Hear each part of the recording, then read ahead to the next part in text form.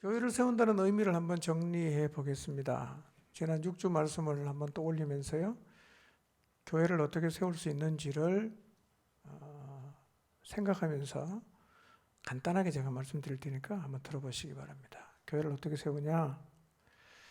첫째, 성령이 하나 되게 하신 것을 힘써 지켜야 합니다. 하나됨이 깨지면 교회는 안 세워집니다. 그래서 하나됨을 지키는 것이 매우 중요합니다. 하나됨이 깨진 교회는 교회의 사명을 감당하는 자리에 서지도 못합니다. 싸운다고요. 그래서 교회를 세우려고 하면 성령이 이미 하나 되게 했으니까 힘써 지켜야 합니다. 둘째는 은사의 다름과 분량의 차이를 인정해야 합니다. 중요한 것은요, 은사는 우열의 개념이 아닙니다. 크다고 혹은 중요하다고 우월한 게 아니고요. 작다고 열등한 것이 아닙니다. 다 필요합니다. 다 중요합니다. 그래서 서로를 존귀히 여겨야 합니다. 자, 그런데 가만히 보면 하나됨을 지키는 일도 그렇고요. 분량의 차이를 인정하는 일도 그렇고 오늘 말씀드릴 연결되는 일도 그렇고 모두 관계와 연관이 있어요. 관계가 돼야 하나됨이 지켜지고 또 분량과 은사의 다름을 인정하는 것도 사실은 관계의 문제이고 연결되는 것도 관계의 문제입니다.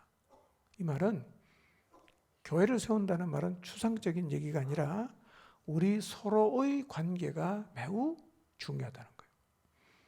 관계를 잘 못 맺으면 교회는 세워지는 게 아니라 깨집니다. 여러분 실제로요, 성령의 열매를 맺으면 관계는 좋아집니다. 그러나 육체의 열매를 맺으면 관계는 깨집니다. 이 말은 교회를 세우는 가장 바탕에 깔려있는 게 뭐냐면 성령 충만이라는 거예요. 이게 없으면 법으로 세워지는 게 아니에요. 무슨 계명을 지켜 뭘 완성해 가는 것처럼 교회는 그렇게 세워지는 게 아니고요. 가장 근본적으로 모두가 성령의 인도를 받고 성령의 열매를 맺어야 세워지는 거예요. 세 번째로 교회를 세우려면 교회를 세우는 직분을 맡은 자들이 있는데 이 사람들이 그 직분을 잘 감당해야 합니다. 교회를 세우려면요, 관계를 잘 맺는 것만으로는 부족해요. 교회를 세우라고 하나님이 부른 사람이 있죠? 4장 11절 12절 쭉 읽으면 나와 있어요. 이 사람들이 하나님이 주신 사명이 뭐냐면 사람을 준비시키는 거예요. 사역자가 그 일을 감당해야 됩니다. 사람을 준비시킨다는 게 무슨 의미인가? 세 가지 얘기했죠. 복음 전하고 각 사람을 구원하고 각 사람을 가르치고. 이 일을 계속 감당하다 보면 어떤 일이 벌어지느냐면 각 성도가 믿는 일과 아는 일이 하나가 돼. 이걸 뭐라고 얘기하냐? 그리스도의 충만한 경지에 도달했다 이렇게 말하는 거예요. 그러니까 알고 있는 거하고 살고 있는 차이가 많이 날수록 이 괴리가 클수록 미숙한 거고요.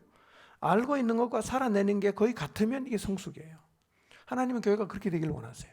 말하는 대로 살아내는 공동체가 하나님이 기대하시는 공동체입니다.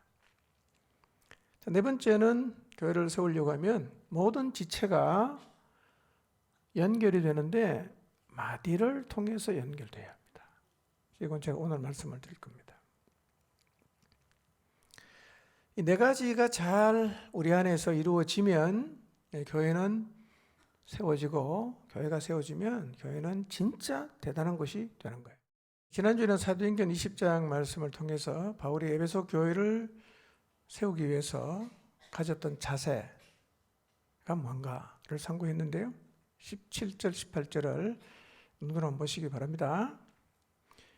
바울이 골로새서 1장에서 골로새 교인을 위해서 힘을 다해 수고하고 너희를 위해 받는 괴로움을 기뻐하고 그리스도의 남은 고난을 그의 몸된 교회를 위해서 내 육체에 채운다 이렇게 표현을 했거든요. 힘을 다해 수고했다. 그 다음에 받는 괴로움을 기뻐했다는 말이 구체적으로 뭔가? 그거를 사도행전 20장에서 바울이 얘기를 하고 있어요. 자, 19절 보겠습니다. 구체적으로 이런 거예요.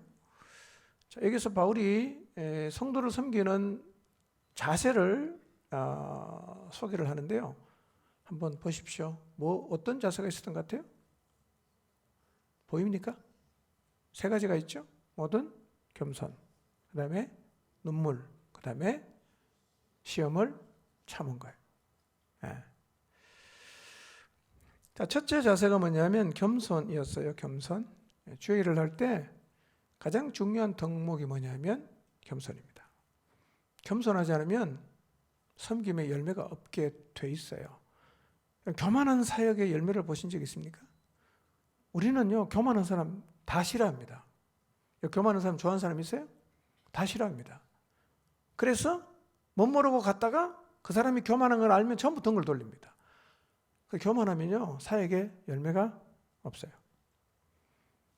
겸손의 모델이 누굽니까? 예수님이에요. 그래서 겸손한 사람은 예수님께 배운 사람이고 겸손한 사람은 예수님을 닮은 사람이에요. 자, 두 번째 바울의 자세는 뭐냐? 눈물이었죠. 바울은 우리가 성경을 읽으면서 느끼는 뉘앙스는 바늘로 찔러도 피도 한 방울 안 날 것 같은 굉장히 강한 사람이에요. 의외로 바울은 눈물이 참 많았어요. 고린도 교인을 바라보면서 웁니다. 빌립보 교인들이 십자가의 원수로 행하는 것을 바라보면서 또 울었어요.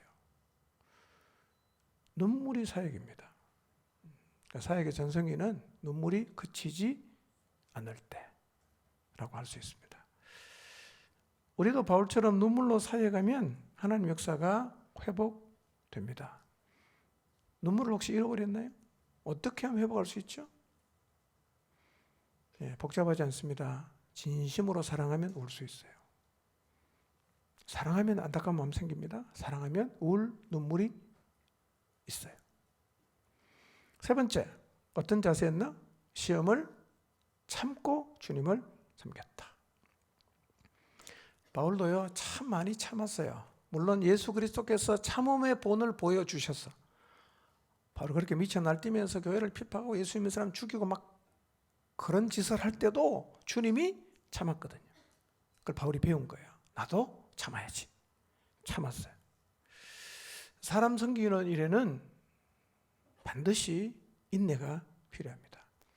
여러분, 누군가를 향해서 계속 참고 있고 그것이 힘들다면 왜 나한테만 이런 영혼이 붙나? 라고 말하지 마십시오. 누구나 다 똑같습니다. 참지 않아도 되는 영혼은 세상에 한 영혼도 없습니다. 여러분만 그런 거 아닙니다. 말 안 하는 뿐이죠. 다 똑같습니다. 여러분, 부모 자식 관계도 인내가 필요하잖아요. 그렇게 사랑스럽고 또 보호하고 그 자식 부모 관계도 인내가 필요하고요. 죽고 못 살고 그래서 결혼했는데 결혼하면 인내가 필요 없습니까? 본색이 드러납니다. 1년만 지나보세요. 본색이 드러나요. 참아야 돼요. 우리는 사실은 그런 면에서 보면 무슨 사랑해서 만난 사이도 아니고 배 아파 낳은 사이도 아니고 인간적으로는 별로 상관이 없지 않습니까? 물론 주님 안에 가족이 되었지만 이런 사람을 섬기는데 어떻게 인내가 필요하지 않겠어요? 시험을 참고 이겨야 사역을 감당할 수 있고요. 시험을 참을 수 없으면 중도 탈락이에요. 나 안 할래. 난 포기하겠어. 이렇게 되는 거예요. 끝까지 참으시기 바랍니다. 어떻게 참을 수 있죠? 똑같습니다. 사랑하면 참을 수 있어요. 사랑하면 포기하죠. 왜 부모가 자식을 포기 못합니까? 사랑하기 때문입니다. 끝까지 참잖아요. 자, 그러면 왜 이렇게 겸손과 눈물과 참음으로 성도를 준비시켜야 됩니까? 그냥 편하게 살게 내버려두면 안 됩니까? 네 인생 네가 알아서 살아라. 내 인생 내가 알아서 할게. 이러면 되잖아. 굳이 따라다니면서 그냥 울면서 이래라 저래라 잔소리할 필요가 뭐가 있어요? 13절을 보면 이게 하나님의 기대입니다. 뭐냐면 성도를 준비시킬 때 어떤 일이 일어나느냐면 교회가 자라요. 교회가 자라면 교회가 그리스도의 충만한 경지에까지 자라요. 이게 뭐냐면 하나님의 기대입니다. 하나님 교회를 이렇게 바라보시면서 뭘 기대하느냐? 그리스도의 충만한 경지에까지 자라는 기대를 다 갖고 있어요. 자랐으면 좋겠다. 이게 하나님 마음이에요. 여러분의 목장을 바라보면서 하나님이 가지시는 마음이 뭐냐면, 야, 니네 목장 좀 자랐으면 좋겠다. 이게 하나님 마음이에요. 예. 그래서 그렇게 되라고 하나님은 누구를 세웠어요? 사람을 준비시키는 사람을 다 세워서 직분을 줬단 말이에요.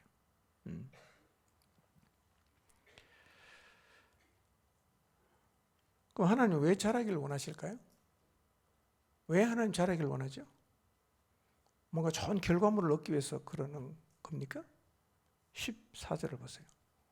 자라기를 원하는 이유가 있어요. 그게 뭐냐면, 자라지 않고 어린아이 상태에 머물러 있으면 잘 속아요.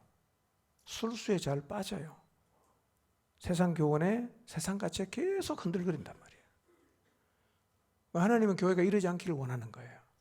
견고해서 세상을 변화시키고 세상을 구원하는 일을 감당해야 되는데, 맨날 세상에 속고 그냥 유혹에 넘어가고 그냥 세상 가치에 휘둘리고 있으면 그 교회가 하나님이 주신 사명 감당을 못하잖아요. 그래서 하나님 뭘 원합니까? 자라기를 원하는 거예요. 여러분, 우리가 세상의 가치의 바람에 계속해서 목표가 왔다 갔다 하고 흔들흔들거리면요, 이게 뭘 얘기하느냐면 우리의 신앙이 미숙하다는 거예요.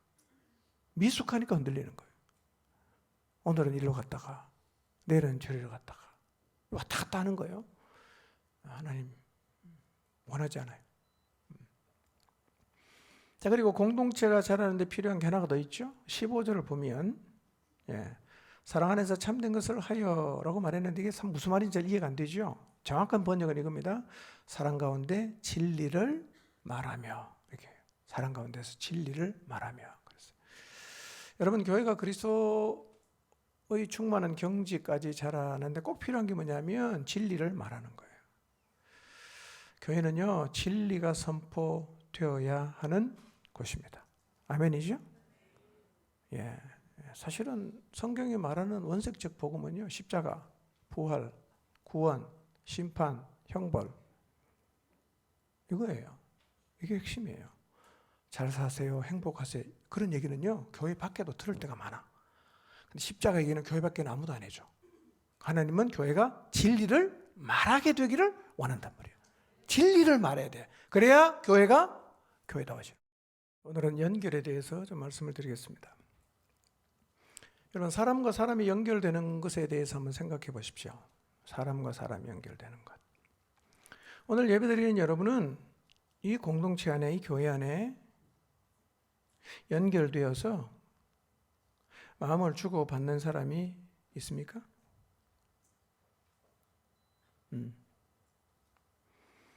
연결이 되어서 의지가 되고 삶을 공유하고 밀어주고 당겨주고 연결되어 하나 된 사람이 있나요?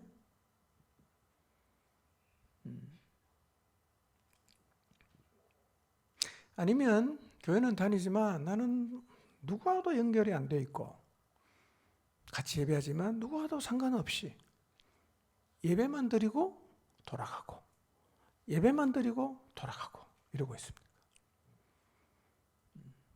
혹시 내 인생은 오직 내가 책임지는 거야, 이런 투철한 생각을 가지고 누구에게 도움을 받는 것도 도움을 주는 것도 거부하고 여러분의 인생을 혼자서 다 혼자의 힘으로 감당하고 계신가요?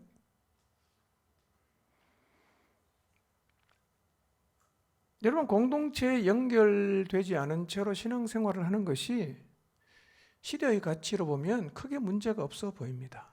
왜냐하면 우리 시대는 다 그렇게 살아요. 우리 시대는 다른 사람과 연결되는 것을 거부하고 모든 것을 자기가 알아서 하는 이 개인주의를 지향하고 있습니다. 연결을 귀찮아하지요. 연결의 필요성을 느끼지 못하지요. 그래서 연결해서 서로 의지하고 기대기도 하고 도움을 주고 받으면 이렇게 생각해요. 자기 문제는 자기가 알아서 하지. 왜 다른 사람에게 자꾸 묻냐? 네가 알아서 하면 되는데 그 목장 가서 왜 얘기를 하냐고. 응. 그래서 그 사람을 도리어 이상하게 봐요. 예. 의지하고 연결되려는 사람을 이상하게 봐요. 그리고 생각합니다. 저 사람은 자립심이 없구나. 의지가 약하구나. 그렇게 본단 말이에요. 또 하나 교회 안에서 연결되지 않는 이유는요, 교회에 대한 기대와 신뢰가 없어서 그래요. 다른 데는 다 연결 잘해. 교회하고는 엮이기 싫다 이렇게 생각해요. 교회 사람하고는 연결되고 싶지 않다. 그래서 신앙생활 하는데, 교회는 나오는데 아무하고도 연결 안 되고 싶고 혼자서 알아서 신앙생활을 하려는 사람이 있어요. 중요한 건요, 이것은 성경의 가르침과는 완전히 반대입니다. 성경은요, 신앙생활은 연결되어 가는 거라고 말씀하고 있어요. 연결되어서 공동체를 세우는 게 신앙생활이고, 그렇게 신앙생활을 해야 교회가 세워져요.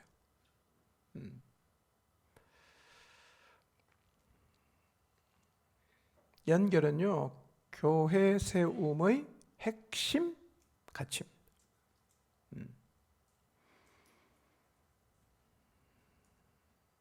여러분, 교회를 다녀도 연결을 거부하는 사람이 점점 많아지죠.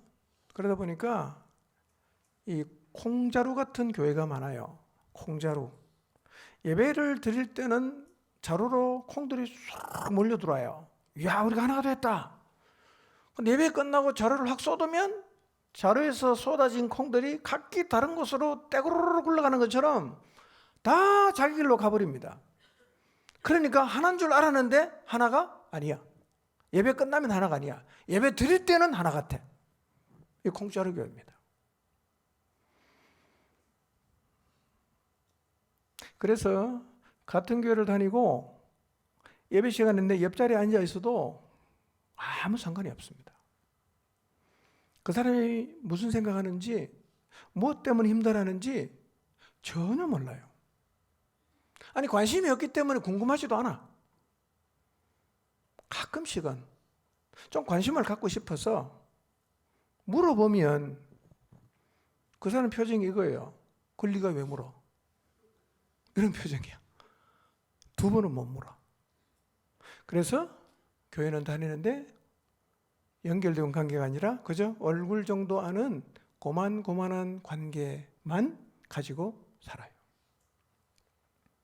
이러니까요, 교인이 수백 명 모이고 수천 명 모여도 나는 여전히 혼자예요.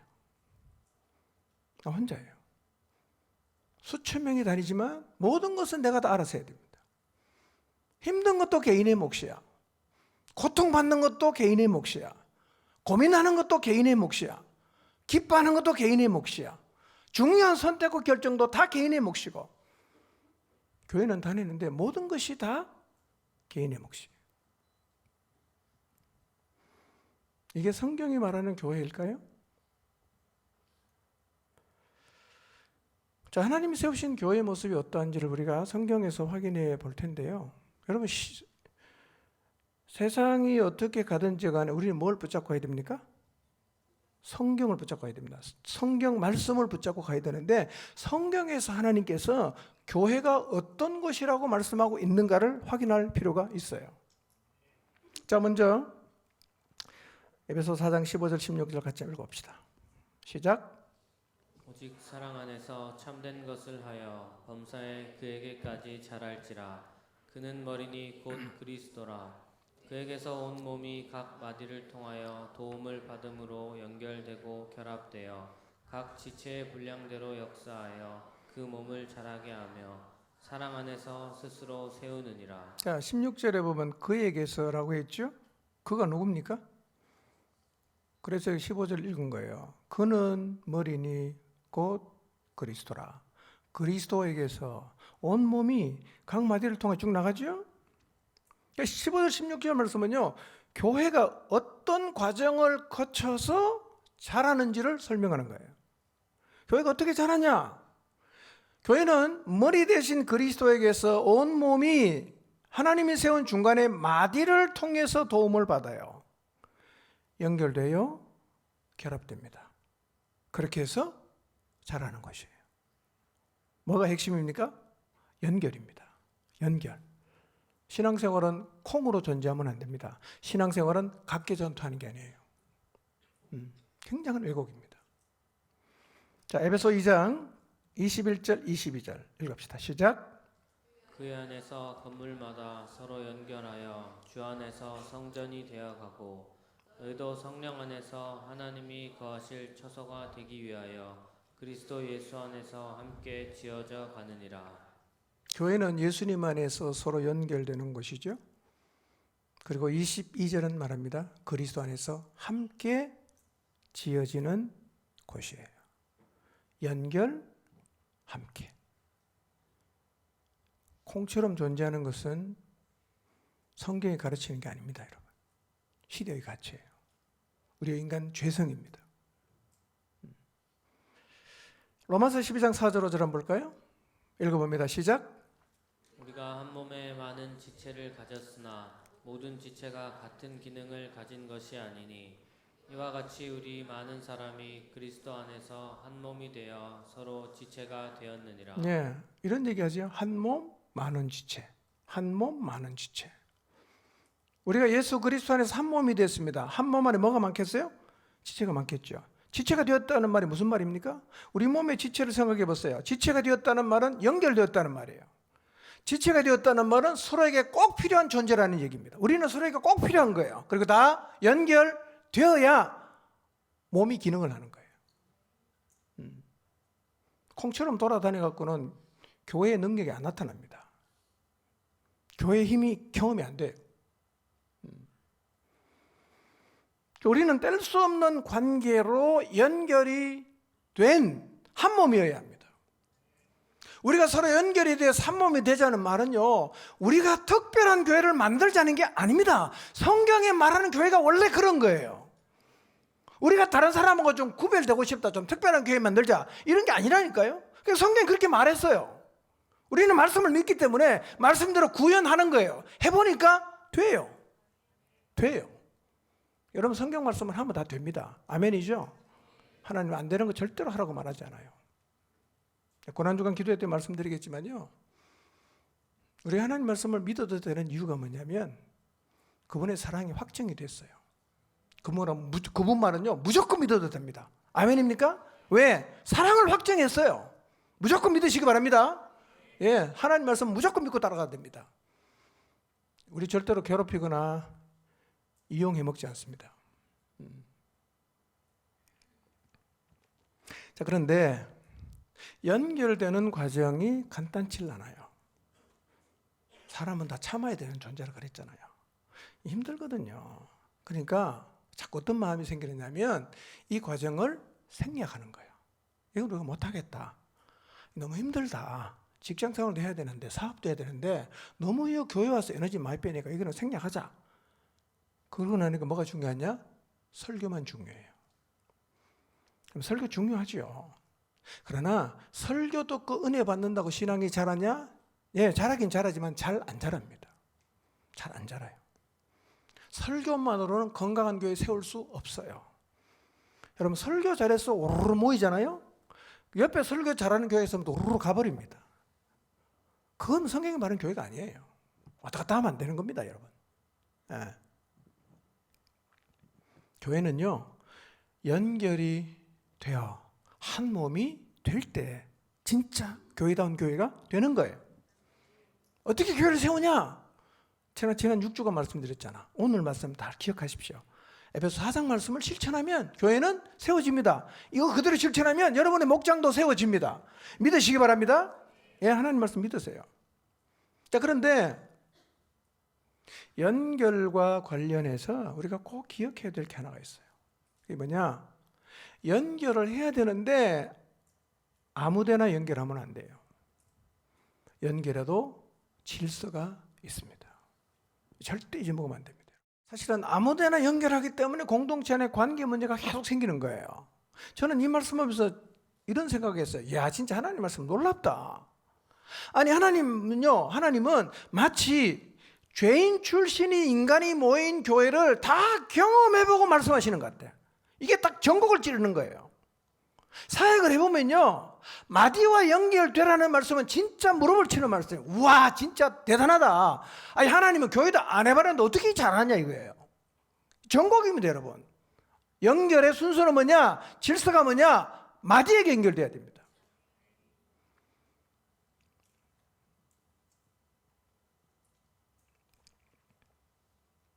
여러분 꼭 기억하십시오. 누구랑 연결하냐? 여러분의 마디와 1차적으로 연결하시기를 바랍니다. 너무나 중요한 거예요, 여러분. 너무나 중요한 거예요. 예. 하나님은 진짜 전지전능하신 분 맞아요. 교회 한 번도 안 해봤는데요.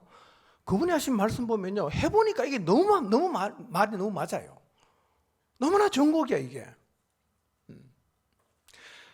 여러분, 유독 목자에게 마음을 열지 않고 목자를 신뢰하지 않고 은근히 거부하고 늘 목자의 부정적인 모습을 얘기하면서 목자와 연결을 거부하고 다른 사람하고 자꾸 연결하는 사람이 있어요. 혹시 말이에요, 난 그냥 목자가 싫다.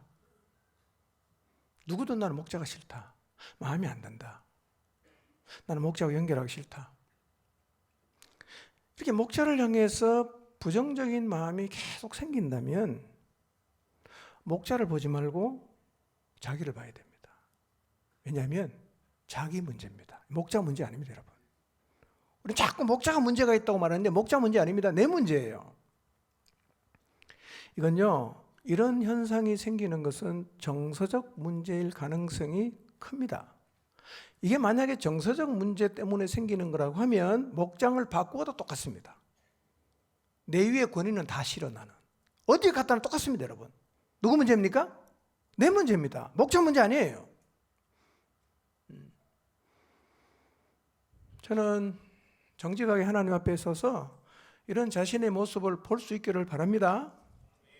그리고 목자를 향해 부정적인 얘기를 하는 사람을 보면 그 자꾸 장단을 맞추지 마시고, 아, 이 친구가 정서적으로 문제가 있구나 라는 시각을 가져야 돼요.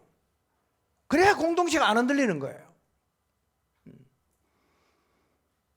정서가 왜곡되어서 목자를 부정적으로 보는 사람이 나한테 와서 자꾸 관계를 맺자고 하고 와서 목자를 계속 부정적으로 말하잖아요. 장단 맞춰야 돼, 맞춰야 돼. 맞추는 거는 교회를 무너뜨리는 거예요. 무너뜨리는 거예요. 그걸 봐야 돼요. 아, 얘가 이런 정서적인 약점이 있구나. 도와줘야 되는 거예요. 예.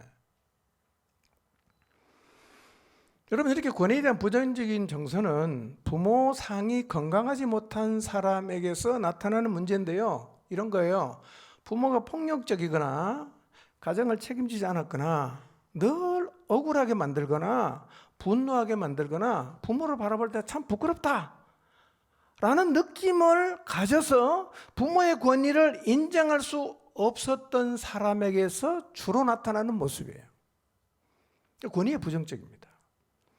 목자가 누구라서가 아니야. 내 위는 다 나는 부정적이에요.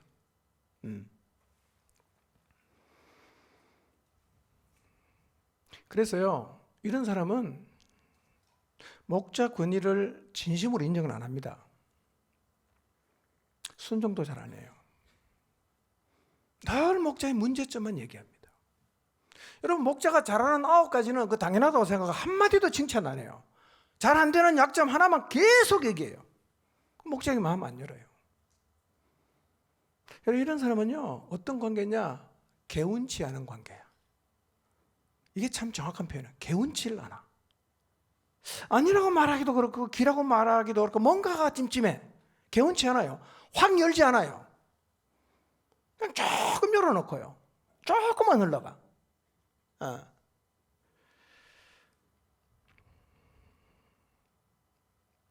이 사람은 불만을 목자에게는 안 갑니다. 딴 사람한테 갑니다. 딴 사람한테. 계속 얘기해요. 목자가 문제가 많다고. 그럼 또 장단을 맞추잖아. 그럼 어떻게 돼요? 목장이 나눠주는 거예요. 그 영은 병듭니다, 여러분. 여러분 혹시 영적 권위를 늘 좋지 않게 보게 되고 좋게 말하지 않는 게 내 모습이라면 자신을 잘 돌아봐야 됩니다. 이거는 치유가 필요합니다. 안 그러면 평생 그렇게 살아요. 안타까운 거예요.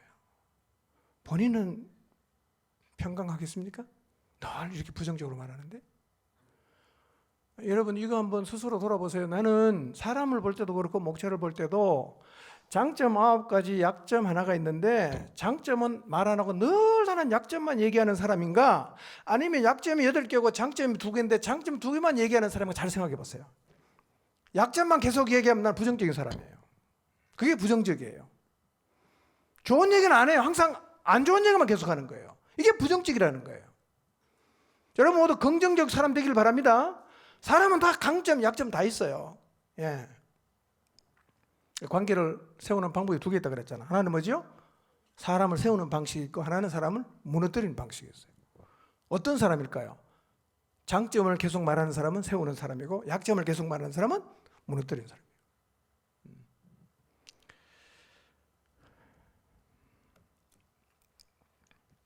여러분 권위에 대해서 부정적인 마음이 있고 권위를 향해서 아무리 노력해도 마음이 안 열리고 닫혀 있으면 신앙이 잘 안 자라요.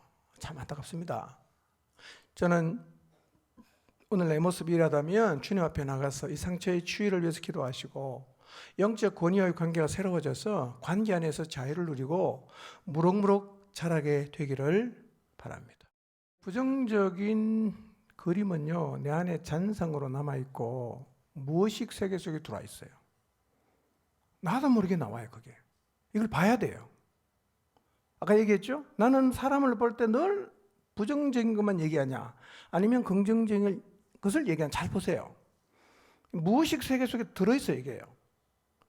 그리고요, 여러분의 목자는 여러분의 부모가 아니에요. 분리하세요. 잘 생각해 보세요. 우리 아버지 아니잖아요. 여러분의 목자 여부 아버지입니까? 아니잖아요. 분리해 생각해야 됩니다. 그리고요, 목자와 연결이 되면 다른 연결은 다 됩니다, 여러분. 다 돼요. 목자를 인정하시기 바랍니다. 목자에게 순종하시기 바랍니다. 목자를 따르시기 바랍니다. 그래야 신앙이 자라요. 그래야 신앙이 성숙해져요. 교회는요, 상관없는 사람들이 모인 것이 아니고요, 조금 친분 있는 친목단체도 아니고요, 교회는 공동 운명인 사람이 모여서 연결되는 것입니다. 하나님은 공동체로 존재하잖아요. 삼위일체잖아요. 하나님은 교회도 공동체로 존재하게 하셨어요. 교회가 세워지면 얼마나 강력해지는지를 사단이 알아요. 그래서 사단이 제일 열심히 하는 게 뭐냐? 다 콩 만드는 거예요. 매주 된 걸 다 콩으로 바꾸는 게 사단이 하는 일이에요. 분리하는 거는 사탄의 역사입니다, 여러분. 잊지 마세요. 하나님은 합쳐요. 사단은 분리해요.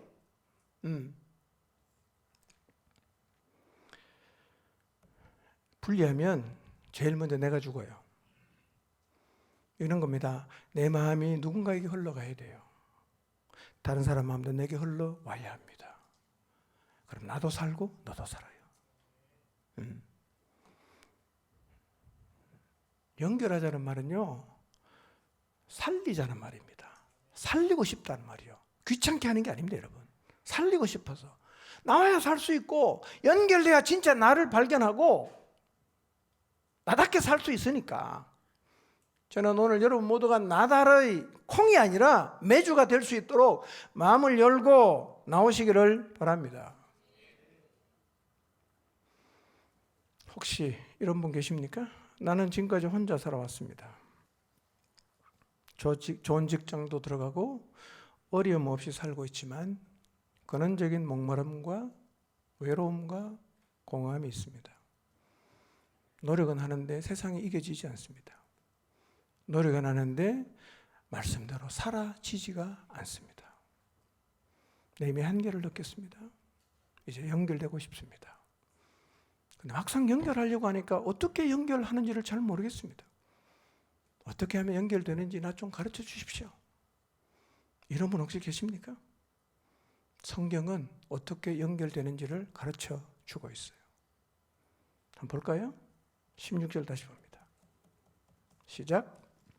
그에게서 온 몸이 각 마디를 통하여 도움을 받음으로 연결되고 결합되어 각 지체의 분량대로 역사하여 그 몸을 자라게 하며 사랑 안에서 스스로 세우느니라.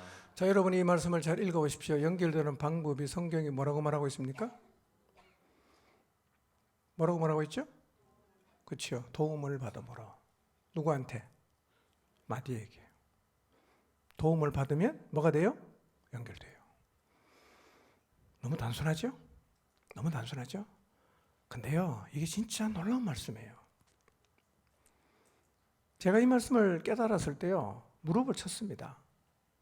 우리에게 오래 나오는데 나하고 도무지 연결이 안 되는데 왜 연결 안 되는지를 몰랐어. 어느 순간 내가 알았어요. 그 사람 나한테 도움을 안 받아. 그걸 알았어요. 근데 성경에 그대로 적혀 있어요. 도움을 받아야 연결됩니다. 목장에서 목자에게 도움을 안 받는 사람은 절대로 연결 안 됩니다. 이게 하나님 방식인데요. 신기한 거예요. 근데 제가 생각해 봤거든요. 묵상해 봤는데요. 여러분, 도움을 받으면 교회 안에서만 해당되는 게 아니라 교회 밖에도 연결돼요. 여러분, 교회 밖에 어떤 사람에게 도움을 받고 공급을 받아보세요. 마음 열립니다. 연결돼요. 놀랍죠? 하나님 어떻게 다 알았을까요? 우리 만드신 분이잖아. 너무나 성경이 정확합니다. 너무 단순합니다. 여러분 연결되고 싶다면 마음 열고 목자에게 도움을 받으세요. 그럼 연결됩니다. 연결이 이렇게 쉬운데 왜 연결이 안 될까요? 의외로 도움을 안 받겠다는 사람이 있단 말이에요. 안 받겠다는 사람이 있어요. 오랜 시간 목자에 같이 있어도요, 목자에게 도움을 안 받는 사람은 연결 안 됩니다. 안 돼요. 근데 교회 나온 지 얼마 안 돼도 목자에게 도움을 받는 사람은 금세 연결됩니다. 도움을 받는 게 뭘 얘기할까요? 헬라말로 에피코레기아인데요. 이 뜻이 뭐냐면 공급한다는 뜻이에요. 공급. 도움을 받는다는 말이 뭐냐면 공급받는 거예요. 무슨 공급받습니까?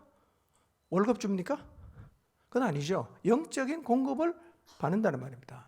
교회 나와서 목장에 소속이 되어서 목자에게 영적인 공급을 받으면 어떻게 돼요? 연결돼요. 그 다음에 뭡니까? 자기 분량대로 역사하게 돼요. 그리고 교회가 자란단 말이에요. 나를 찾으려고 하면 뭐가 필요합니까? 연결이 필요한 거예요. 예. 여러분, 교회에 와서 목장에 속해서 목자에게 영적 공급을 받는 것은 그런 의미에서 선택이 아닙니다. 생존의 차원이에요. 연결 안 되면 어떻게 될까요? 자, 보세요. 우리 몸에 마디가 많은데요. 이 마디 밑으로 연결이 안 된다고 가정을 해봅시다. 어떻게 됩니까? 이 밑에는 시들고 병들고 기능이 안 돼요. 마디에게 붙어 있는 게 굉장히 중요하죠. 나는 내 위에 있는 마디 싫어. 나 연결 안 할래. 공급 안 받을래. 그럼 어떻게 됩니까? 병들고 시들게 돼 있어요. 살려면 연결해야 돼요. 중요한 건 이거예요. 목자에게 도움을 받을 마음이 있는가? 목자에게 영적인 공급을 받을 마음이 있는가가 중요해요. 여러분 안에 그런 마음이 있는지 한번 돌아보시기를 바랍니다. 정말 연결되기를 원하십니까? 목자에게 공급받으십시오. 그러면 내 영혼이 자랍니다. 성숙합니다. 여러분, 신앙생활은요, 혼자서도 잘할 수 있는 것처럼 느껴지기도 하죠. 굳이 뭐 공급받고 연결되지 않아도 혼자서 열심히 기도하고 성경만 읽으면 신앙생활을 잘할 수 있다 느껴지는 부분이 있긴 한데요. 이런 식으로 공동체의 필요성을 느끼지 못하는 신앙생활은 결국은 기형적으로 변하게 돼 있어요. 자, 보세요. 하나님하고 직통하는 신앙을 갖고 있는 사람은 대개 실체가 없어요.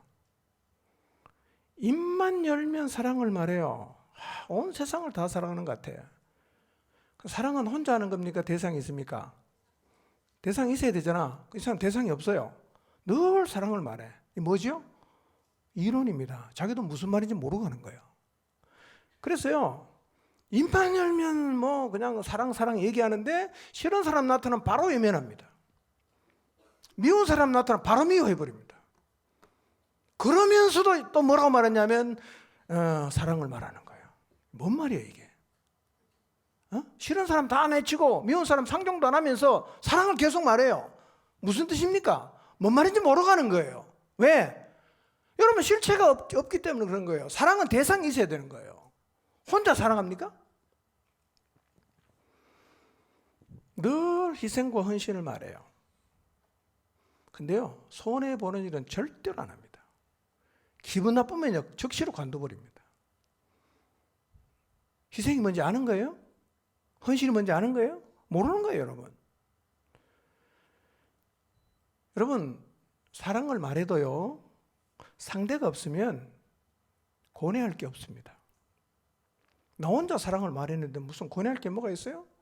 이런 사람은요, 마음에 안 들면 상종 안 하고, 마음에 안 드는 인간 많으면 교회 옮기면 되고, 또 같이 옮겼는데 마음에 안 드는 인간이 더 많다. 그럼 교회 안 나가면 돼요. 유튜브를 하면 되지. 왜 신앙생활 하면서 고뇌가 없는지 아세요? 상대가 없어서 그렇습니다. 상대가 없으니까 부딪힐 일이 없잖아. 깎일 일이 없잖아. 그래서 상대 없이 사랑을 말하는 사람은요, 인내가 뭔지를 몰라요. 참는다는 게 무슨 의미인지도 몰라요. 그래서 오히려 그런 걸로 아파하는 사람 보면 이상하다. 뭘 저게 힘드냐. 안 하면 그만인데. 관계 끊으면 그만인데 왜 저렇게 힘들어하나. 이렇게 생각한다니까요.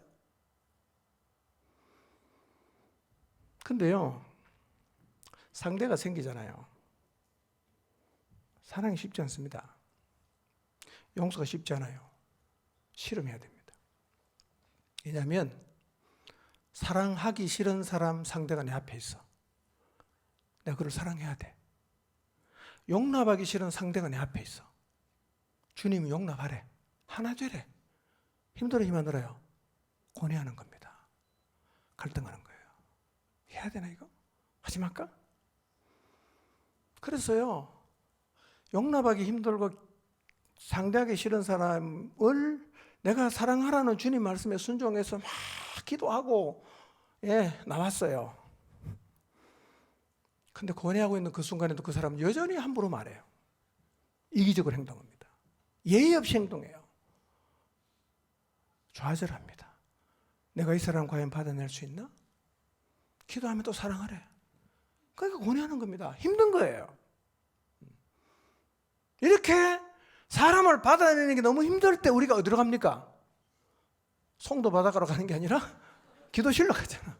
기도실 가죠. 하나님 기도하면 하나님 못 살겠습니다. 저 인간 진짜 상종하기 싫어요. 막 그냥 하나님께 기도합니다. 근데 결론은 항상 뭐예요? 한 번 더 해보겠습니다. 이거잖아. 응?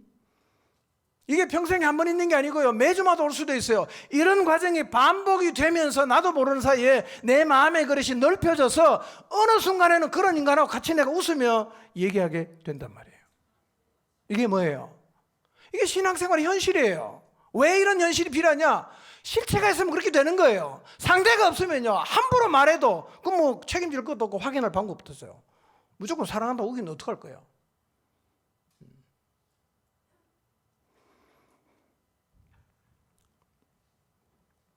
여러분, 공동체 없는 신앙생활은 실체가 없는 겁니다. 꼭 기억하십시오. 신앙에는 하나님도 계셔야 돼요. 누구도 있어야 됩니까? 상대가 있어야 됩니다. 자, 여러분 상대 한번 돌아보세요. 돌아보세요. 이 사람이 있단 말이에요. 이 사람이 있어요. 성경을 읽어보면 서로 피차, 함께 이런 단어가 엄청 많습니다. 뭔 얘기예요? 상대가 있다는 얘기잖아. 또 우리에게 하시는 말씀 보세요. 사랑해라. 혼자 사랑합니까? 용서해라. 상대가 없는데 무슨 용서가 필요해요? 시기하지 마라. 질투하지 마라. 하나 되라. 다 상대가 있는 거예요. 그러니까 원래부터 성경이 말하는 신앙생활은 뭐가 있는 거예요? 연결이 되는 것이고 상대가 있는 거란 말이에요. 여러분, 교회를 다녀도 상대가 없는 사람은 되게 쉬워요. 뭐가 고뇌할 게 있어요? 하기 싫으면 하고, 아니 하기 싫으면 안 하고, 하고 싶으면 하면 돼. 뭐 고민할 게 하나도 없어요. 나 그거 마음에 안 들어. 그냥 집에 가면 끝이야. 뭐가 힘들어요? 그러나 함께 해야 되니까, 품고 가야 되니까, 용서를 해야 되니까, 이게 우리 밴댕이 속으로 안 되니까 늘 고뇌하고 힘들어하고 기도하고 그러는 과정을 통해서 우리 내면이 계속해서 하나님 앞에서 빚어져서 넓혀져 간단 말이에요.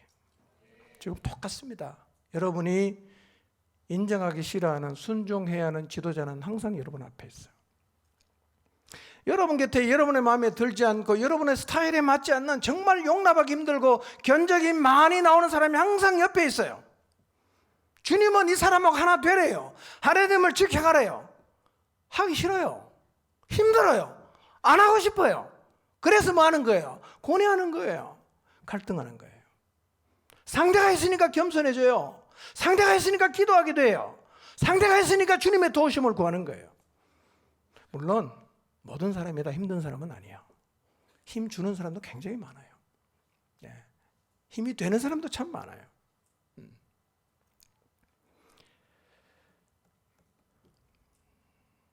목자라는 상대와 잘 연결되시기 바랍니다. 방법이 뭐죠? 공급받는 거예요. 도움을 입는 거예요. 그것만 하면 돼요. 그럼 연결됩니다.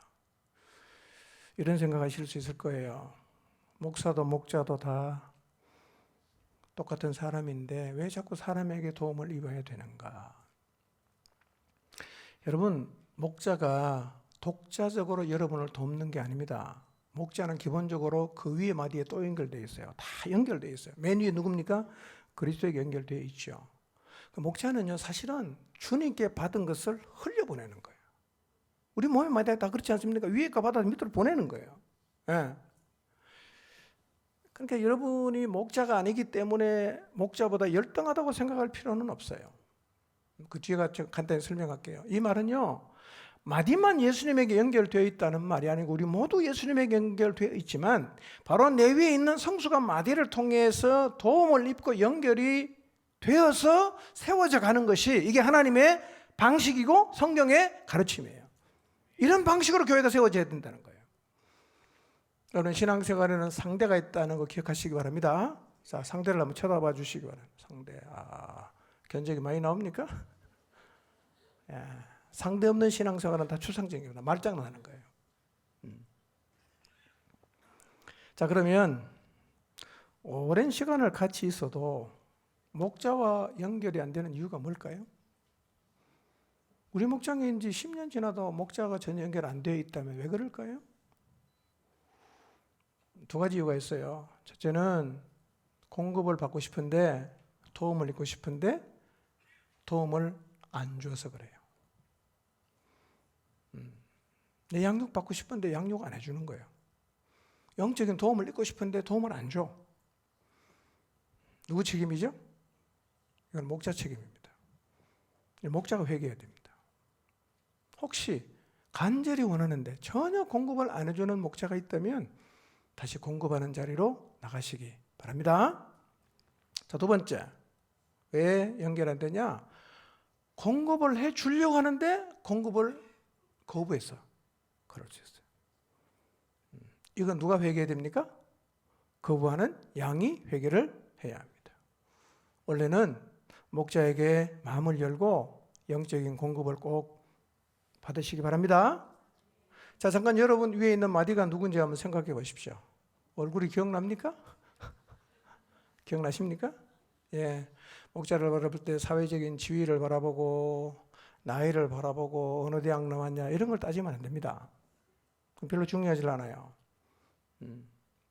그거 다 초월해서 하나님이 내 위에 영적인 공급을 해주기 위해서 세운 권위구나 그렇게 생각을 하고 공급을 받겠다는 마음을 가지시기를 바랍니다. 예. 도움을 받는다는 건요, 열등과 그다음에 우월을 의미하지 않아요.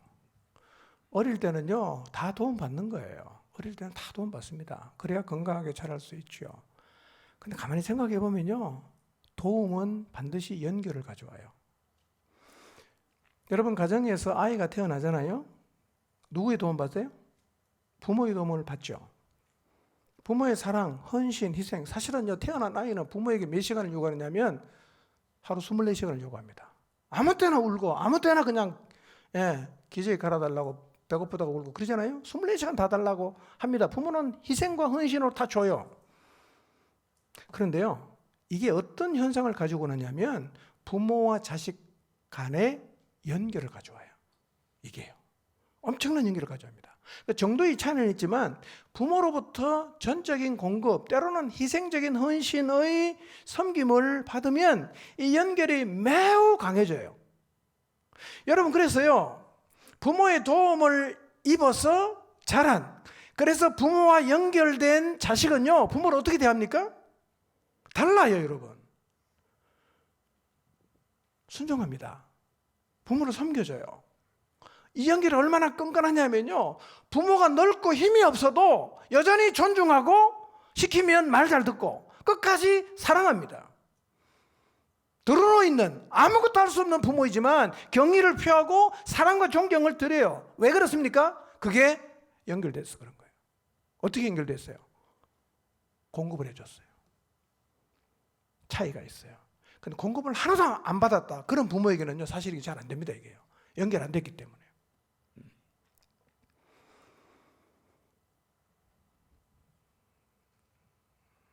똑같습니다. 영적인 공급을 받으면요, 연결돼요. 연결의 끈끈함은요, 공급의 진정성과 연관이 있어요. 이분이 진짜 나를 사랑하는구나, 이분이 진짜 나를 위해 주는구나, 이 마음이 전달되잖아요. 연결됩니다. 굉장히 끈끈해집니다. 이걸 누가 알았어요?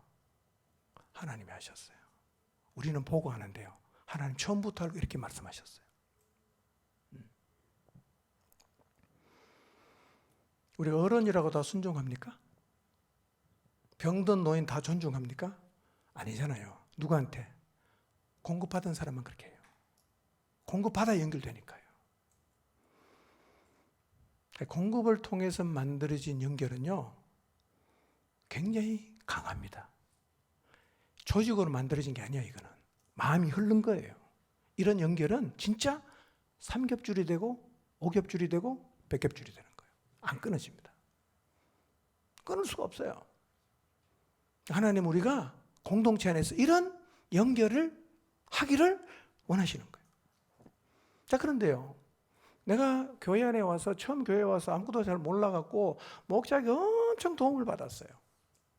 평생 내 밑에 있습니까? 여러분, 부모가 자식을 기르는데 항상 자식이 부모보다 못합니까? 아니잖아요. 부모를 능가하는 훌륭한 자식 얼마나 많아요. 그게 복 아닙니까? 저는 우리 교회 안에도 그런 일이 일어난다고 믿어요. 일어나야 돼요. 나보다 훨씬 훌륭한 하나님의 사람이 자라나야 되지 않겠어요? 그러니까요, 내가 지금 누군가에게 도움을 입는다는 말은 열등하다는 말이 아니에요. 그냥 내가 어리니까 지금은 도움을 받아야 돼. 어느 순간 크고 나면 누군가를 돕기도 하겠지만 나를 도와준 사람을 능가할 수 있다 없다? 있다는 거예요.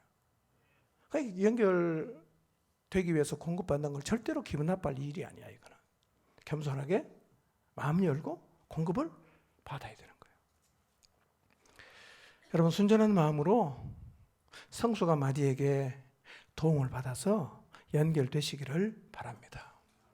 그렇게 연결될 때 어떤 일이 일어납니까? 내게 주신 분량대로 활동할 수 있어요. 나답게 살 수 있단 말이에요. 그리고 한 걸음 더 나아가서 이 연결이 강해지면 공동체가 백겹줄, 천겹줄로 엮여서 더 견고하게 세워져 갑니다. 이것이 교회를 향한 하나님의 기대입니다. 여러분의 목장에, 그리고 포종팀 공동체가 연결이 강해져서 더 견고하게 세워지기를 주님의 이름으로 축원합니다.